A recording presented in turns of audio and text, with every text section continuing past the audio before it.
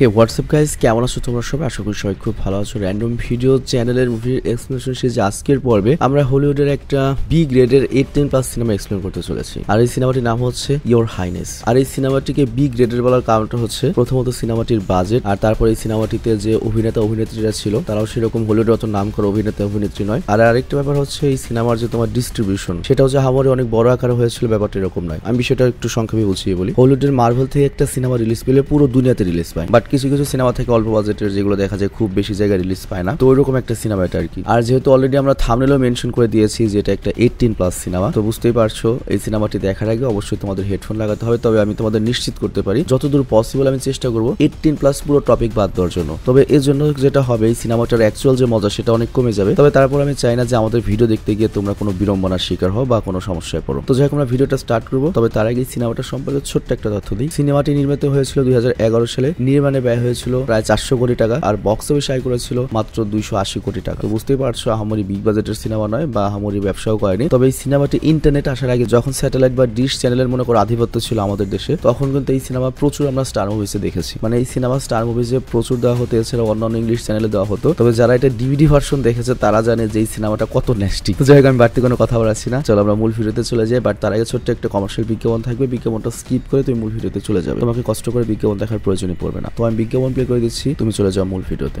Hello বন্ধুরা, আজ আমরা এমন একটি অ্যাপ সম্পর্কে তোমাদের বলতে চাই যে অ্যাপটির অফিসিয়াল পার্টনার হচ্ছে পিএসজি। আর এখানে অনেকগুলো ম্যাচ খেলে ল্যাপটপ, আইফোন, স্মার্ট ওয়াচ ও আরও অনেক ক্যাশ প্রাইজ জেতার সুযোগ রয়েছে। আর এই অ্যাপটিতে সকল ধরনের লাইভ ম্যাচের রেজাল্ট দেখতে পারবে এবং এই ম্যাচের স্কোর অনুমান করে গেমও খেলতে পারবে। যেমন কোন টিম জিতবে, কোন টিম কত রান করবে, কে সর্বোচ্চ স্কোর করবে। এছাড়া বিভিন্ন ধরনের গেম রয়েছে, সেগুলো খেলেও ইনকাম করতে পারো। আর রেজিস্ট্রেশনের সময় আমাদের যে প্রোমো কোডটি রয়েছে রোনাল, এটা ব্যবহার করলে প্রথম ডিপোজিটে 26,000 টাকা পর্যন্ত বোনাস পেতে পারো। আর এই টাকা তুমি খুব সহজেই বিকাশ, ব্যাংক এবং অন্যান্য সহজ পদ্ধতির মাধ্যমে উঠাতে পারো। তো আর দেরি কিসের? ডেসক্রিপশনে প্রোমো কোড এবং পিন কমেন্টে প্রোমো কোড সহ সাইন আপ লিঙ্ক রয়েছে, সেটা ব্যবহার করো এবং ক্যাশ প্রাইজ জিতো। আর এখানে আরেকটা কথা মনে রেখো, আমরা যেই বিজ্ঞাপন দেই না কেন, অনলাইন থেকে টাকা আয় করা এত সহজ কোনো ব্যাপার নয়। তোমরা কোনো আর্থিক ক্ষতির সম্ভাবনা রয়েছে এমন কোনো ওয়েবসাইটে যাবে না। তো চলো এবার মূল ভিডিওতে চলে যাই। তো এই সিনেমা যখন শুরু হয়, তখন সিনেমার শুরুতেই আমাদের জঙ্গলে একজন জাদুকরকে দেখানো হয় যে তার সঙ্গী সাথীদের সাথে ছিল, মানে ওই যে উইজ বা ডাইনিদের সাথে ছিল। আর এখানে জাদুকর একটা মনে করো কুমারী মেয়েকে বেঁধে রেখেছিল। তবে এটা কোনো সাধারণ কুমারী মেয়ে নয়। এই মেয়ের ভিতরে এমন একটা জিনিস রয়েছে যেটা অন্য আর কোনো মেয়ের মধ্যে নেই। মানে সিনেমাতে অন্তত এরকমই বোঝানো হয়েছে। আর এই সিনেমাতে আমাদের আরেকটা লজিক দেখানো হয়েছে, সেটা হচ্ছে এই পৃথিবীতে 2টা চাঁদ ওঠে। তো আজকে সেই 2 চাঁদের রাত ছিল। আর এই 2 চাঁদ যখন মিলিত হবে, তখন যদি এই জাদুকর এই মেয়ের সাথে মনে করো সেক্স করতে পারে, তাহলে যে বাচ্চাটা জন্ম নেবে সে হবে পৃথিবীর সবচেয়ে শক্তিশালী বাচ্চা। আর ওই শক্তিশালী বাচ্চার শক্তির সাহায্যে সেই পুরো দুনিয়াকে নিজের কবজায় নিতে সমর্থ হবে। তবে তার আপাতত মেন প্ল্যান হচ্ছে এই বাচ্চার সাহায্যে এই রাজ্যটাকে দখল করে নেওয়া। তো যখন এই জাদুকর এরকম কিছু করতে যাচ্ছিল, আর এখানে লক্ষ্য অলরেডি অনেক খারাপ খারাপ কথা আর কি সিনেমাতে হয়ে গিয়েছে, যেগুলো আমরা এক্সপ্লেন করছি না, তখনই আমাদের এই রাজ্যে যে রাজকুমার সে চলে আসে, যার নাম হচ্ছে ফেবিয়াস। আর রাজকুমারকে দেখে অবশ্যই চিনতে পেরেছো, আমাদের ফার্স্ট স্পাইডারম্যান টবি মেগুরির ফ্রেন্ড ছিল আর কি। তো যাই হোক, রাজকুমার ফেবিয়াস করে কি ওই জাদুকর এবং তার সকল লোকজনদেরকে মেরে ফেলে। আর যে মেয়েটি বন্ধু ছিল যার নাম হচ্ছে ডোনা, তাকে ছাড়িয়ে রাজকুমার তার রাজ্যে পৌঁছায়। তো রাজকুমার ফেবিয়াস যখন ফেরত আসে, তখন তার বাবা ফেবিয়াসের অনেক প্রশংসা করে, কারণ ফেবিয়াস সেই জাদুকরকে মেরেছে যে জাদুকর তার রাজ্যের জন্য সবচেয়ে বড় হুমকি, মানে এই রাজ্যকে কবজা করতে চাইতো। আর এখানে ফেবিয়াস সম্পর্কে আমাদের যেটা বলা হয়, এটা হচ্ছে রাজার ছোট ছেলে, এবং রাজার ছোট ছেলে হলেও সে লড়াইতে অনেক ভালো এবং মনে করো অনেক সাহসী। এই কারণে রাজা সহ রাজ্যের সবাই তাকে অনেক পছন্দ করে। কিন্তু ফেবিয়াসের যে বড় ভাই যার নাম হচ্ছে থেডিয়াস, তাকে কেউ পছন্দ করে না। এর কারণটা হচ্ছে সে অলস, একটু স্থূলকার, বোকা এবং নিষ্কর্মা। তো যাই হোক, যে মেয়েটিকে ফেবিয়াস বাঁচিয়ে এনেছে, এই মেয়েটা ছিল খুবই সুন্দরী। তো এর জন্য ফেবিয়াস ঠিক করে এই মেয়েটিকে সেই বিয়ে করবে। তো এরপর রাতের বেলা সবাই যখন টেবিলে বসে খাবার খাচ্ছিল, তখন আমরা বড় ছেলে থেডিয়াসকে খুব বিষণ্ণ অবস্থায় দেখতে পাই। মানে ওর ছোট ভাই যদি ভালো কিছু করে, বড় ভাইয়ের হুদাই মনে করে যে টিটকারি শুনতে হয়। ব্যাপারটা অনেকটা এরকম, তুমি পড়ালেখা শেষ করে বেকার বসে রয়েছো, কিন্তু ওই সময় তোমার ছোট ভাই পেলো A+, তখন সবাই তোমার ছোট ভাইকে নিয়ে মাতামাতি করছে, বড় ভাইকে কেউ চেনে না, উল্টা টিটকারি করে। তবে ছোট ভাইটা বুঝতে পারে মানে 2 ভাইয়ের মধ্যে অনেক ভালো সম্পর্ক। তো ছোট ভাই এসে বড় ভাইকে বলে, ভাই তোমার কোনো কিছু নিয়ে মন খারাপ করার ইচ্ছা নেই, তোমার যা ইচ্ছে তাই করতে পারো। আর আমরা এক বাবার সন্তান, যেই গুণগুলো আমার মধ্যে আছে সেগুলো তোমার মধ্যেও রয়েছে, তোমার জাস্ট তোমার গুণগুলো খুঁজে বের করতে হবে। আর এই কথা আমরা বুঝতে পারি যে ছোট ভাই বড় ভাইকে অনেক শ্রদ্ধা করে এবং এর সাথে অনেক ভালোবাসে। তো পরের দিন আমরা দেখতে পাই বড় রাজকুমার থেডিয়াসের যে একজন যোদ্ধা রয়েছে, পার্সোনাল যোদ্ধা, যার নাম হচ্ছে আয়রন হ্যান্ড। আর তার আয়রন হ্যান্ড নাম দেওয়ার কারণ হচ্ছে তার একটা হাত ছিল পুরো লোহার হাত। তো সে তার সঙ্গীকে বলছিল রাজার বড় ছেলে একটা গর্ধব, সে রাজা হবার যোগ্যই নয়, তার আন্ডারে কাজ করে আমাদের কোনো ভবিষ্যৎ নেই। কিন্তু রাজার বড় ছেলে থেডিয়াস এই কথাটা শুনে ফেলে এবং অনেক কষ্ট পায়, আর রাগে রাজমহল থেকে একবারে চলেই যায়। আবার এইদিকে ছোট ভাইয়ের আজকে বিয়ে, কিন্তু বড় ভাই আর আসেই না। কিন্তু এইদিকে ছোট ভাই বড় ভাইয়ের জন্য অপেক্ষা করতেই থাকে যে কখন আসবে, বাট যখন আসে না তখনও করে কি নিজে বিয়ে করার জন্য রেডি হয়ে যায়। কিন্তু বিয়ে সম্পূর্ণ হওয়ার আগেই সেখানে সেই জাদুকর আবারও চলে আসে। তো এখানে আমরা বুঝতে পারি ওই জাদুকরটি মারা যায়নি এবং ওই জাদুকর আবারও ওদের উপর হামলা করে বেলাকে বা ওই নায়িকাকে সেখান থেকে ছিনিয়ে নিয়ে যায়। আর কেন ছিনিয়ে নিয়ে গেল এটা তো জানোই, কারণ তার উদ্দেশ্য হচ্ছে আবার যখন দুই চাঁদ একত্র হবে তখন সে ওইটা করবে এবং সেই পৃথিবীর রাজা হয়ে যাবে। তো এই পুরো ঘটনা ঘটে যাওয়ার পরে বড় ছেলে যখন খবর পায় তখন সেখানে চলে আসে। আর রাজা তখন তো বড় ছেলেকে দেখে রেগে যায় এবং বলে আজ পর্যন্ত তোকে যে কোনো কাজ দিয়েছি, কোনো একটা কাজ তুই পূরণ করতে পারিসনি, কিন্তু এবার তোকে আমি একটা কাজ দিলাম, আমার ছোট ছেলের বউকে ছাড়িয়ে আনতে হবে, আর তুই যদি এমনটা না করতে পারিস তাহলে রাজ্য থেকে তোকে বের করে দেবো। তো এরপর বড় ছেলে থেডিয়াস করে কি তার ছোট ভাই কিছু সৈন্য আর ছোট ভাইয়ের একটা বন্ধু নিয়ে বেরিয়ে পড়ে ছোট ভাইয়ের বউকে বাঁচাতে।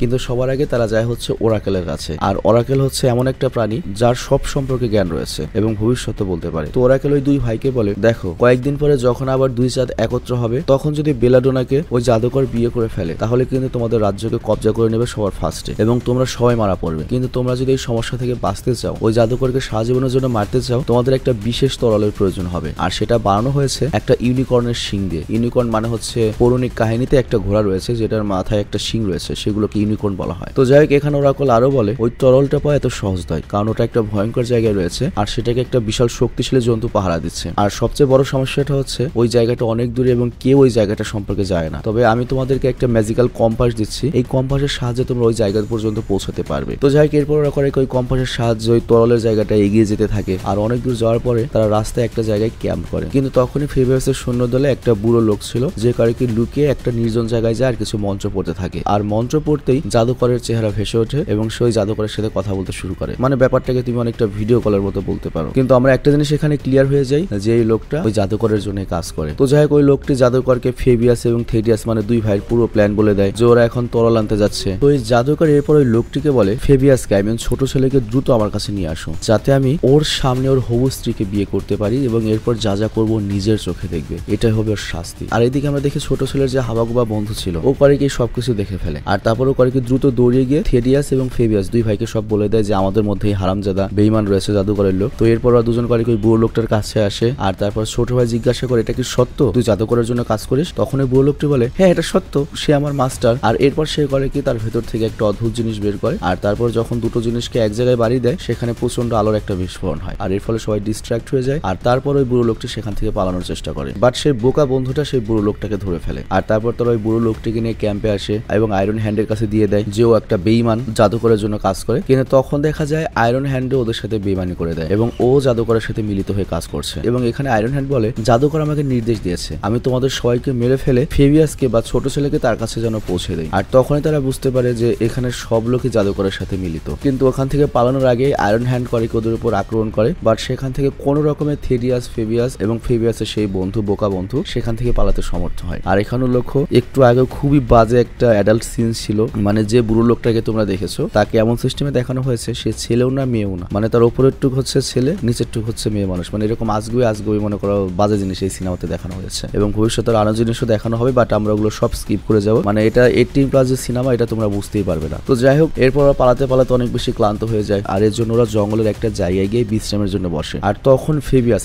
ছোট ছেলে তার জাদুর কাককে বলে যাও আমার বাবাকে গিয়ে খবর দাও যে আমাদের সৈন্যরা আমাদের সাথে ধোঁকাবাজি করেছে, তারা যেন দ্রুত একদল এখানে সৈন্য পাঠায় যাতে আমরা সাহায্য পেতে পারি। তো এরপর সেই কাকটি বার্তা নিয়ে রাজ্যের দিকে উড়ে যায়। আর এর দিকে ওরা তিনজন এগিয়ে যেতে থাকে। আর তখনই জঙ্গলে থাকা অনেক সুন্দরী আদিবাসী মেয়েরা ওদেরকে ধরে ফেলে। মানে এই এলাকায় সবই সুন্দরী মেয়ে, আমি তো তোমাদেরকে অলরেডি মেনশন করেছি যে এটা একটু অ্যাডাল্ট টাইপের সিনেমা। তো যাই হোক, ওই মেয়েরা ওদেরকে ধরে আস্তানায় নিয়ে যায় আর ওদেরকে ছেড়ে দেয় হচ্ছে অনেক বড় 5 মুখের একটা সাপের সামনে বা ড্রাগনের সামনে। তো এই সাপটা অনেক ভয়ঙ্কর ছিল আর ওরা তিনজনই ড্রাগনের হাত থেকে বাঁচার চেষ্টা করছিল। কিন্তু তারপরেও একটা ড্রাগন করে কি ফেবিয়াসকে কামড়ি দিয়ে দেয়। কিন্তু ফেবিয়াসের শরীরে বিষ পড়ার আগে বড় ভাই থেডিয়াস করে কি ওদের যে বোকা বন্ধু রয়েছে ওকে দিয়ে বিষ সব চুষিয়ে নেয়। মানে এখানেও একটি অ্যাডাল্টারি ব্যাপার ছিল আর কি। তো যাই হোক, তখন আবার ওই সুযোগে ওই 5 মুখের সাপ করে কি ওদের যখন মারতে যাবে তখনই সেখানে মুখ ঢাকা একটা মানুষ আসে আর সে ওই সাপের সাথে লড়াই করে সেই সাপটাকে ডাইরেক্ট মেরে ফেলে। আর ওই লোকটা যখন মুখের পর্দা সরায় আমরা দেখতে পাই এটা তো একটা মেয়ে, অনেক সুন্দরী একটা মেয়ে, এবং এটা থোরের গার্লফ্রেন্ড। ও এখানে আসলে কিভাবে? তো যাই হোক, এখানে আমরা জানতে পারি এই মেয়ের সাথে অলরেডি কিন্তু এই গোত্রের যে সর্দার তার সাথে শত্রুতা রয়েছে। তো এখানে আমরা আরেকটা বিষয় জানতে পারি, এই মেয়ের বাবাকে কিন্তু এই গোত্রের যে সর্দার রয়েছে সে মেরে ফেলেছিল। তো এই জন্যই এই মেয়েটা এই গোত্রের সর্দারের বিরুদ্ধে বদলা নেওয়ার জন্য এখানে এসেছে। এবং আমরা দেখতে পাই এই মেয়েটা করে কি, ওই গোত্রের সর্দারকে বর্ষা দিয়ে মেরে ফেলে। আর তারপর তারা চারজন এই স্বর্গ থেকে পালায়। স্বর্গটা কেন বলছি বুঝতেই পারছো, খালি মাইয়া আর মাইয়া। তো যাই হোক, পথের মধ্যে তারা জানতে পারে যে এই মেয়েটির নাম হচ্ছে ইসাবেলা, এবং এই মেয়েটির ওই একই উদ্দেশ্য, কেউ ওই জাদুকরের বিরুদ্ধে বদলা নিতে চায়, কারণ ওই জাদুকর তার ভাইকে মেরে ফেলেছিল। তার মানে এখন তাদের সবার উদ্দেশ্য এক হয়ে গিয়েছে, জাদুকরকে শেষ করা। আর এরপর আমরা রাতে দেখতে পাই থেডিয়াস এবং ইসাবেলা একে অপরের সামনে বসেছিল এবং তারা বেশ কিছুক্ষণ কথা বলে, এবং আমাদের যে বড় ভাই থেডিয়াস সে ইসাবেলাকে পছন্দ করা শুরু করে দেয়। তো অনেক রাত পর্যন্ত তারা কথা বলে, এবং আমাদের থেডিয়াস যেহেতু একটু সহজ সরল মানুষ, ও কথায় কথা ওর পেটের সব কথা বলে দেয়, কেন এসেছে, কই যাবে, কিভাবে যাবে, এবং কম্পাসটাও দেখিয়ে দেয় যে কিভাবে সে ওই ইউনিকর্নের তরলটা উদ্ধার করবে, আর এই কম্পাসটাই তাকে সাহায্য করবে সেই তরল পর্যন্ত পৌঁছাতে। তো এরপর সিন শিফট হয়, আর আমাদের পরের দিন সকাল দেখানো হয়, যেখানে আমরা দেখি ফেবিয়াস তার বড় ভাই থেডিয়াসের কাছে আসে এবং তাকে জাগায় যে তুমি এখানে একা কেন, আর তোমার গলার কম্পাস কই। তো বড় ভাই তো তখন বোকা সেজে যায়। আর এরপর যখন ইসাবেলাকে আশেপাশে দেখে না, সে বুঝতে পারে তার সাথে বড় একটা ধোঁকা হয়ে গিয়েছে, ওই ইসাবেলা মেয়েটা ওর কম্পাস নিয়ে পালিয়েছে। তো এইবারই প্রথম ছোট ভাই তার বড় ভাইয়ের উপর খেপে যায় এবং বলে তুমি আসলে একটা বোকা, এখন আমরা কি করবো, এখন আমাদের কি করা পসিবল। তবে তারপর ওরা তিনজন করে কি বিনা কম্পাসের সামনের দিকে এগিয়ে যেতে থাকে। তো অনেক বড় বড় পাথর আর পাহাড় পেরিয়ে ওরা সেই জায়গা পর্যন্ত পৌঁছায় যার আশেপাশে তরলটা রয়েছে আর কি, মানে লাস্ট বারের মতো যখন কম্পাস দেখেছিল। আর তখন ফেবিয়াস তার বড় ভাই থেডিয়াস এবং তার বন্ধুকে বলে তোমরা এখানেই দাঁড়াও, আমি একলাই তরল আনতে যাচ্ছি। কিন্তু এরপর যখন ও একটু সামনে যায় তখনই আয়রন হ্যান্ড এবং ওর লোকদের দেখতে পায় এবং তারা ফেবিয়াসের উপর হামলা করে দেয়। আর অন্যদিকে আমরা দেখতে পাই থেডিয়াস এবং ফেবিয়াসের বন্ধু তারা একটা বারে গিয়েছে, আর সেখানে গিয়ে তারা ইসাবেলাকে দেখতে পায়। তো থেডিয়াস তখন কাছে গিয়ে বলে আমার কম্পাস আমাকে দিয়ে দাও, কিন্তু ইসাবেলা একদম মানা করে দেয়। কিন্তু এরপর থেডিয়াস যখন ইসাবেলার উপর হামলা করতে যাবে তখন অনেক ভয়ঙ্কর একটা যোদ্ধা যে ইসাবেলার বন্ধু বটে, সে থেডিয়াসকে খুব সহজে হারিয়ে দেয়। কিন্তু তখন সেখান থেকে কোনো রকমের জানিয়ে থেডিয়াস আর তার বন্ধু বার থেকে বাইরে বেরিয়ে আসে। তো থেডিয়াস যখন মন খারাপ করে বসেছিল তখনই ফেবিয়াসের বন্ধু তাকে কম্পাসটা দেখায় এবং বলে তুমি যখন ইসাবেলার সাথে লড়াই করছিলে তখন আমি চুরি করে নিয়েছি, ছোটবেলা থেকে আমি চুরি করায় খুব ওস্তাদ, ছোটবেলায় আমি এলাকার যত মুরগি, আম, পেঁপে সব চুরি করতাম। তো যাই হোক, কম্পাস পেয়ে ওরা খুব খুশি হয়। কিন্তু তখন ওরা দেখতে পায় আয়রন হ্যান্ড এবং তার লোকেরা ফেবিয়াসকে তুলে নিয়ে যাচ্ছে, আর এই কারণ ওরা করে কি লুকিয়ে পড়ে, কারণ